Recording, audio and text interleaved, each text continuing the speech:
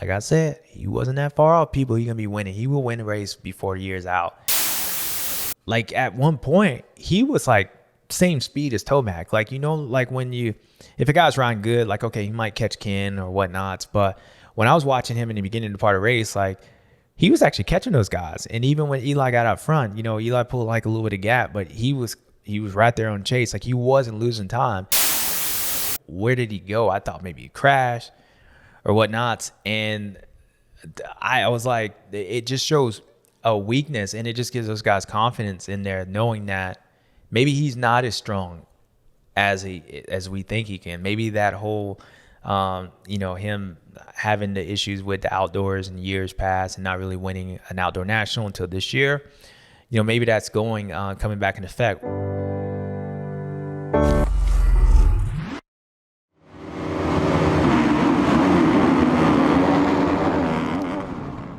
What's up, guys? We back. Round 4 at High Point. You know who it is. It's your boy, James Stewart. And we back for the rewind, baby. We had last weekend. We had the German chocolate melting on these fools. Or as I should say, bratwurst, as AKA he asked for. I told you, Ken, we'll hook you up. Had him doing this thing last weekend. This weekend, it's a different story. Round 4 at High Point. I think I'm still laying up there, people. I think I'm still laying up there. But nonetheless, Round 4, Lucas Oil Motocross, 450. Somebody's going to get a neck burn, so let's go figure it out together.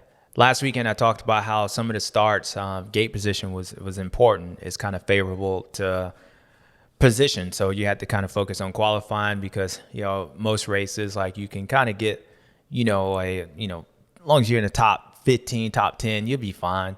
And but some places you have to try to emphasize on qualifying because the gate position, makes a big difference. And this track, this one's pretty fair. I mean, I would say consider most of outdoor nationals like being on the outside. It's never that good. But I think this track allowed you to have, since it's uphill, and Mount Morris has always been like that. They seem like they moved the start up a little bit closer to where back in the day used to, take off and then drop down, then go up.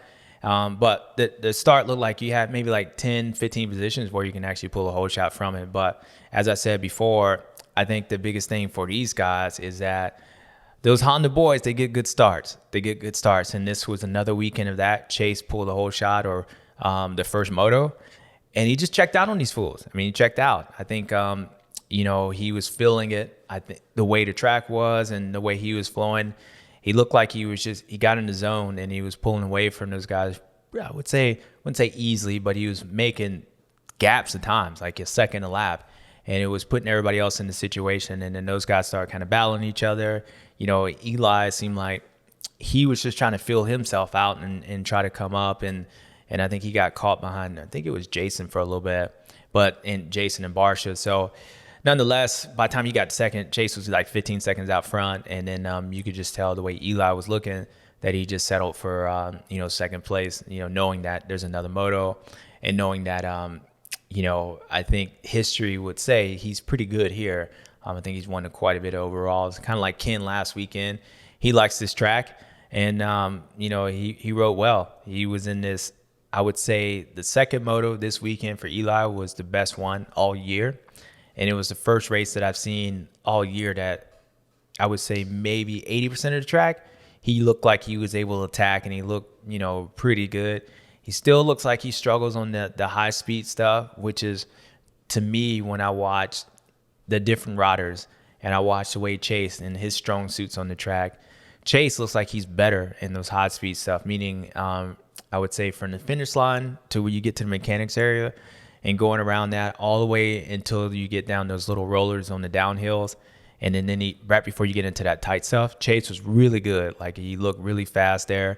And I think he's just able to stand up and move there. Where when I watch Eli, seems like the bike maybe has a little bit more wallowy to him, and he's not, as comfortable there. But he was really good in the tighter side of the track, in that middle part where he was better than Chase there. And so it kind of evened out. But the second moto, Eli got in the zone, and he came through those fools like it was nothing. Like you could tell he was feeling it. And I sensed even the first moto when I saw him, get into second place, and then Jason caught up to him.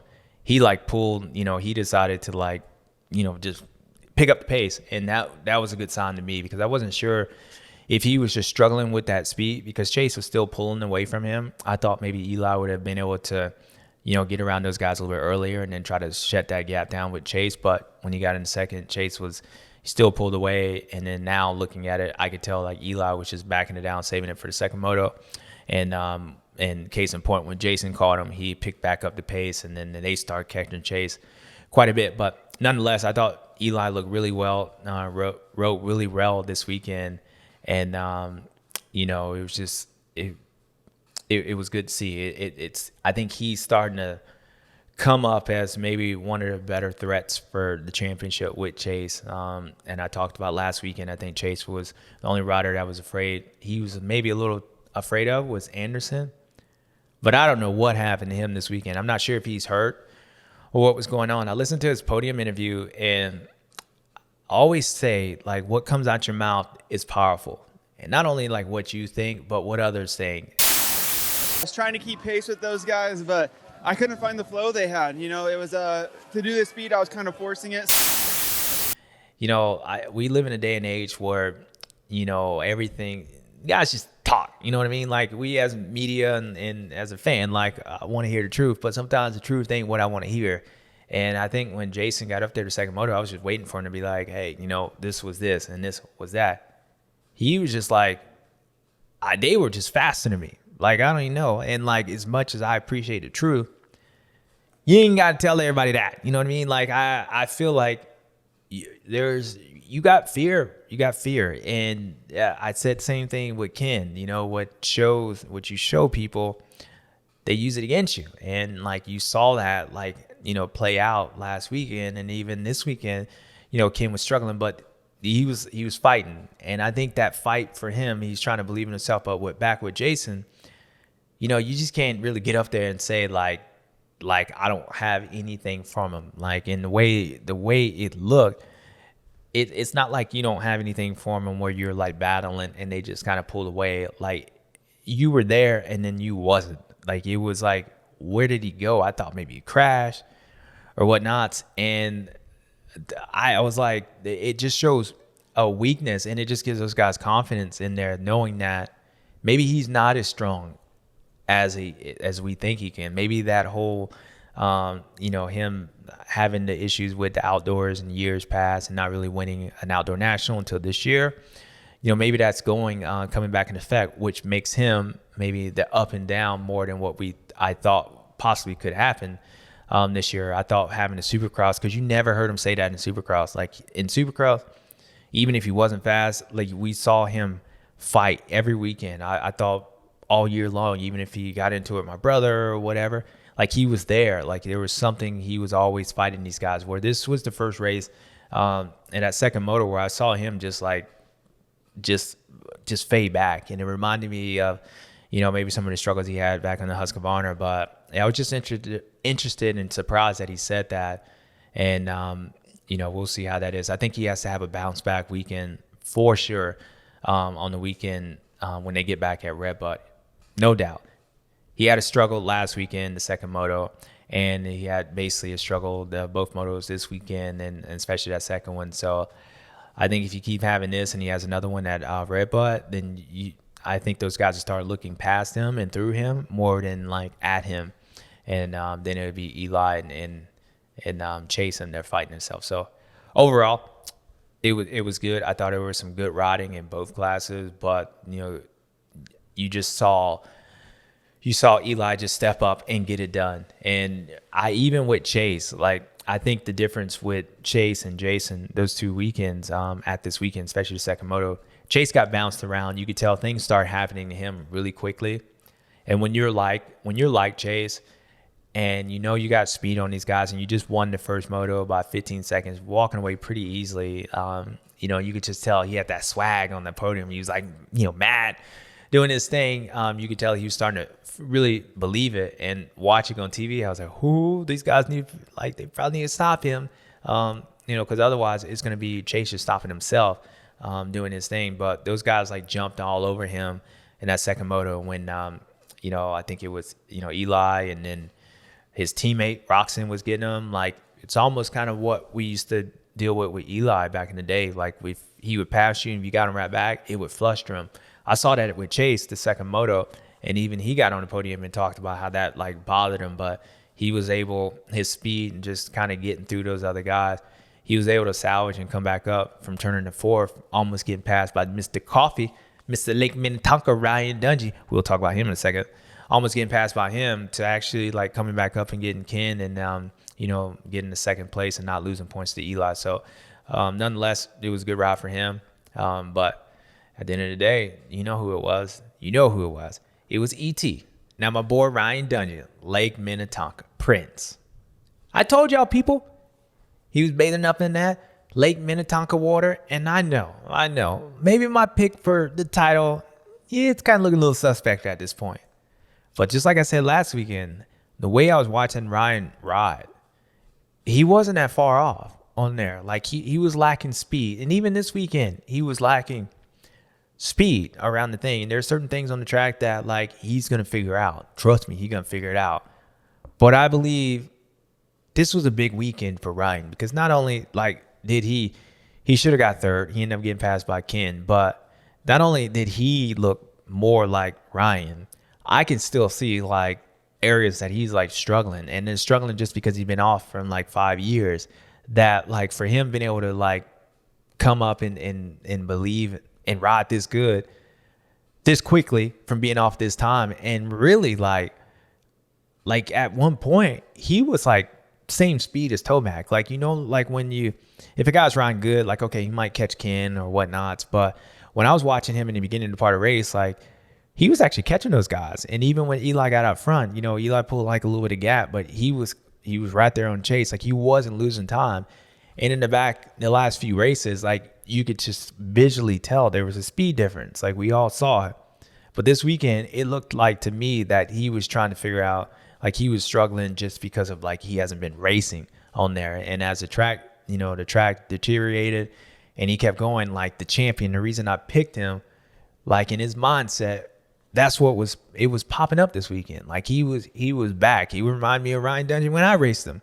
And I know Ken was like, damn, like, I thought this dude was just here, selling coffee, whatever it was. But he looked good this weekend. He looked good even though he didn't look good. And I know Ryan's going to get better. And if he takes and builds off of this, like I said, he wasn't that far off, people. He's going to be winning. He will win the race before the year's out. And so I was pumped for him. And, I talked to him a little bit after the race. And you could just tell he was like, it was a good weekend for him, especially after last weekend. And we all mental midgets, as dominant and as good as Ryan is and as champion as he is, like we all have self-doubt. Everybody got doubts. Eli got doubt. I got doubt. So I think the speed thing and maybe the way he was struggling, might be started like saying to him, like, damn, maybe I should just stay home with the kids. I don't know.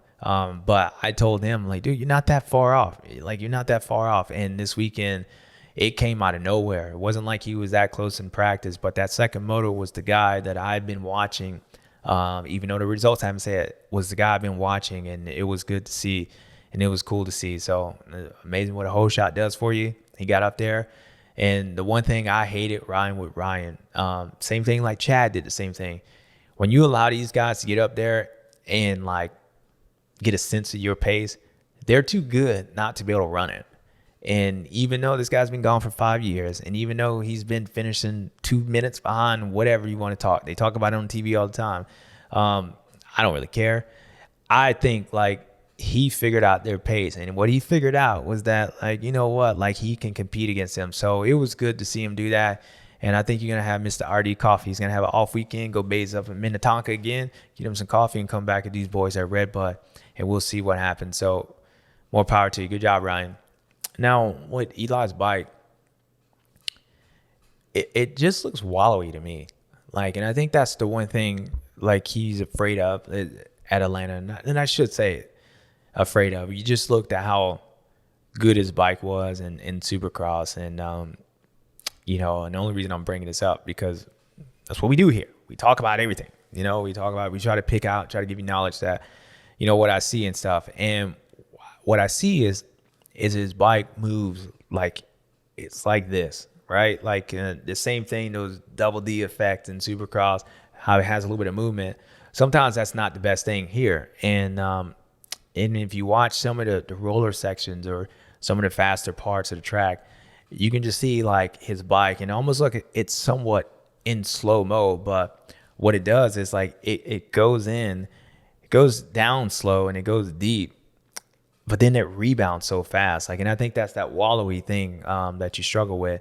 And it's not that the back end moves, because they all move. And it's not that it goes down and it kicks back. It's the fact that when his bike moves, it's almost like you have the rear end go down, and then it's like it twists, like his bike is twisting. That's a better way to say it. When I watch his bike, I see it twist on there. So when he's getting these fast sections and he gets those gnarly G outs, it's not just the rear going down. When the rear goes down, I see the front end like, twisting as well. And that's that wallowing stuff I say, like, it looks like it catches them out. Same thing that happened in Atlanta across the mechanics there. That big old, like, wallowy feel. And then it's not just the rear. It happens to the bike. And that's more of a frame thing. And you can tell, like, they're working on it and getting better. But when I see his bike, I could just see that part where he looks like he's struggling a little bit and he has to wait. But I think this weekend he was able to, there was enough sections on the track where it was technical and where his bike worked well in Supercross. It worked well in here, the same thing. And that was these sections on these tighter corners and stuff, because he looked really well heeled and he was able to bounce around and stuff just like he did in Supercross. But if you pay attention to it, like he has these big movements on his motorcycles that they haven't figured out yet, in which they will. But that being said, if he's riding like this with all those movements, and I think that bodes well for him. So yeah, you'll see it. He'll figure it out. And it was the best I've seen him all year, and it was the best I've seen him and the worst I've seen Jason. I think they're both like up there in top 3, 4 in the points behind Chase. So yeah, we'll see. I'm interested to see how this thing plays out in the next couple of weekends. But they got an off weekend, so I think that's going to slow down a little bit of momentum. I always felt like if you just won after a race, like you had the, you win the race and then you go into the off weekend, it's good because like at least like you were like, I won, like I'm the best of the rest, and you get an extra weekend to soak in that.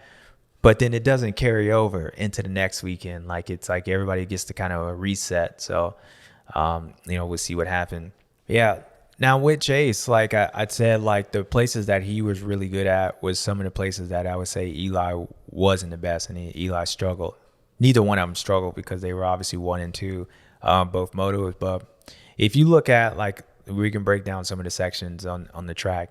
And when Chase was behind, these guys, the second moto and even the first moto, you can just watch, like, the fastest parts of the track, especially when they had the overhead drone shot, like the more open sections, you can just see the speed difference of Chase. And he does a really good job, after he lands off the finish line. And once he makes that corner, he scrubs right before that, after the finish line in mechanics there. And the way he does that, it's like he's using his legs, and the way that the track is set up, like compared to everybody else, he's going forward more than like the most of those other guys. And it's a big speed difference. And I'm sure, Eli and all those guys were probably, when watching him in between motos or behind him, they can probably see that. But he makes up a lot of time, like right here at the mechanics area. Like he's literally waiting on Roxon this whole time. And that was just the way he was riding. Look, he's standing up, and it's just a big speed separation. And there's a key point in this moto that it might have changed the whole fortunes of the whole race. Like I think if Chase might have got around Roxon and Roxon didn't get him back, that Eli maybe would have had a tougher time, because I think the speed separation on certain parts of the track, if you'd have passed Roxon right here before these tight sections, I think he would have been able to gap those guys, and because Eli would have been caught up behind Ken. But since he didn't, and Roxon fought back on him, he actually held Chase up to the point where Eli was able to jump on him too. And you could tell it frustrated Chase. And then he had a battle with Dungey. But I think that, and Chase had a huge moment right before the mechanics area where he almost threw it away. And I think between that and Mr. Coffee coming back saying, hey, you want a cup? You want a cup? It kind of scared him a little bit. But I think if Chase would have been able to stay in front of him, he would have been all right. You might have been able to pull away, which would have made Eli have to step up. But he has this moment right here right before the mechanics there, and you could tell he was like, oh no, and then Roxon got him back. So, but as I was saying with Chase, he's really good in those open parts, the parts that flow around the track where he's like leading up into the finish line. Like he was really good compared to where Eli was really good in those tighter sections. You can just see like the overhead and how much time Chase would gain on those guys and lose in the other parts. And he just looked comfortable in certain parts of the track. And then especially that first moto track has been a little bit smoother, and the lines are more consistent. He was really good in that stuff. But, Eli just said, like, look, hit him upside the head, said, no, it's my turn. And, you sense it as a racer. So he knew what time it was. Now, the 250 class. The 250s, I said it the first part of the year, it was going to be the Lawrence boys. And they had a big battle. They had a good battle. And I told you, like last weekend, when brother got that second moto, he was pissed. He wanted to punch Jet in the face after that Hangtown moto too. You could tell he was pissed. And then so this weekend, he comes out in the first moto and just dominates. He looked good. He looked good in the second moto too. But I raced my brother at Straight Rhythm, and I know how much fun that was. I was doing that. And then the next year we won 2 different classes. But the only time I raced Malcolm, when he actually took me out in Budds Creek, he told me he didn't know who it was. I'm like, dude, I'm the only one on the Suzuki. Like, hey, it's me. But nonetheless, I'm sure they were having a good time. And at one point in his race, I actually thought Jet was playing with Hunter. When he gets past right before the finish line, it was like you would just slow down and let him by. But he said he was taking a breather, which was like, okay, cool. But those guys were clearly better than everybody else, and they looked good. And you can tell Hunter was pissed. Like, don't underestimate. Like, he's happy his brother won, but he was pissed, and he rode good. But Jet, even though like some of these races this year, I've seen Hunter look actually better than Jet, and like he was just faster and whatnots. And but this weekend, it actually looked like at one point that second moto, Jet found something, and he found these lines, and he looked probably the best he did all year in the motos to me.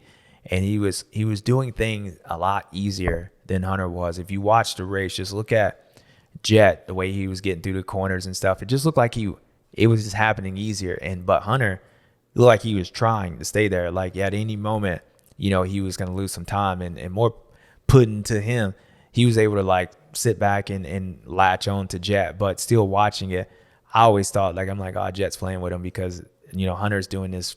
He looks like he's trying, and Jet looks like he's able to do it. And Jet's always been smooth, but you can tell the difference. The first moto, it was the opposite. Hunter looked like he was doing it easy, and Jet looked like he was struggling. So brother gonna have to bust out both legs on Jet. He ain't gonna have this. I mean, this was the first weekend that I've seen them race each other on there straight up. And little brother got the best of brother. And it was funny because like you could tell when he got off the track, like Hunter didn't even like look at him. Like, he didn't even look at him. Like, yeah, hey, man, like, that was so much fun and all that. And Hunter, like, damn it. Like, that's it. He was pissed. Like, you see, they didn't even give him a clap. After the race, they crossed the checkered flag, and I was like, all right, like, you gonna go? Like, most brothers give him a hug. Look at him. Johnny's like, dude, it's all right. It's all right. Hunter's like, I'm freaking sick of this dude. I'm freaking sick of him. Jeff's like, dude, like, I want a donut. Whatever. Wasn't that so much fun? Hunter ain't even talking to him. Let's see. I ain't gonna pull out that 9. You go Jason Anderson, but it was good. So that was 250 class. It was the Hunter boys show, the Lawrence boys. It was all them, and Justin Cooper rode good, but then he didn't. Like, I don't know what happened to him. Like, he was going fast, and I don't think he got tired. Maybe he did get tired, but like he passed him. He passed Jet. I believe it was. He passed Jet. He was the fastest person on the track at one point. Passed him, and then next thing you know, he was gone out there. I actually thought better than your average Joe. He rode a little bit better this weekend, but it wasn't close to these guys. So they ended up getting the neck burning, and that's the 4th one for Jet this year. So congratulations to him. So we're going to do it. We're going to do it because we always got to keep it consistent. So Jet Lawrence, you did it. Big brother got you the first moto. You got him the second moto. Big brother can punch you in the face again. I'm telling you, but nonetheless, it was your time to get the neck burning. You've been under the weather, but you were feeling better this weekend, and I heard it was a little cooler. But you got the neck burn. Hit it for him, Cole. Suntan, neck's on fire.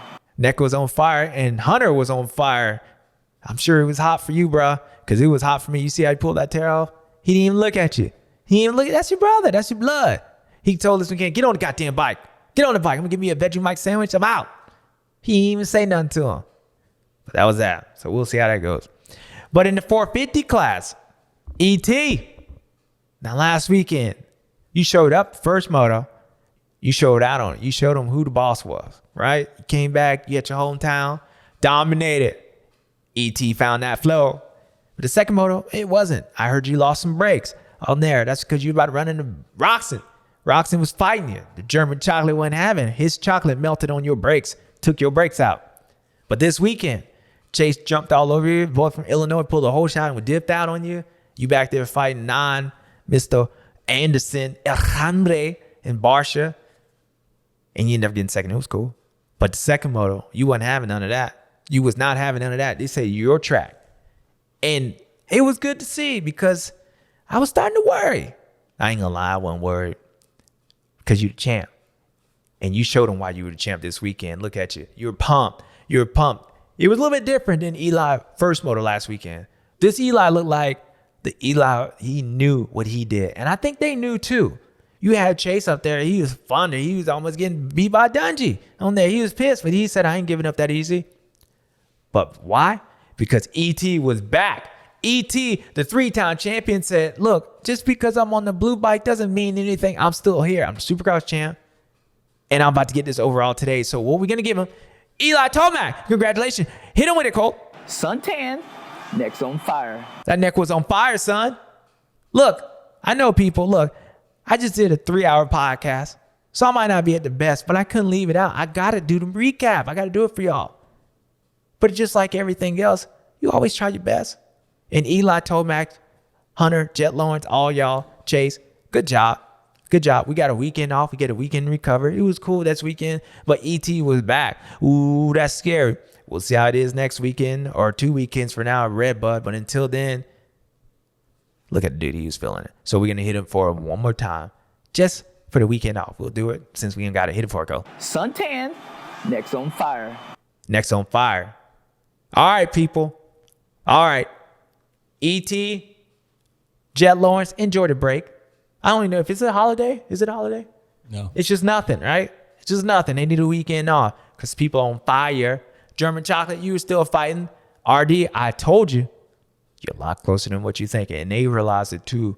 I know Ken was like, whatever Siri was saying, he had that neck burn last weekend. Chase was like, I ain't letting this dude. This is my childhood hero. And he up here doing all this stuff. And I see it, Ryan. You're not even back. But you're back, son. You're getting there close. You figure it out. All right, people. That was round 4 up in High Point. We're going to have to keep it short, right? There wasn't a lot of action this weekend. There was a lot of action, but no action. Anyways, so we're going to take the weekend off. But that was round 4 at Lucas Oil Motocross where you had the ET extraterrestrial. He didn't go that on me, people. Eli Tomac and Jet Lawrence. He won 4 of them. I'm telling you, you're going to get tired, bro. You're going to get tired. You're going to get sick from whooping up all of these people. It's getting sickening. Anyways, watch out for your brother. He might end up punching you in the face, sucker punch you. Until then, I'll see you guys in 2 weeks at round 5 at Redbud, where they go Redbud. Until then, I'll see you then. Have a nice day. Cole, that sucked.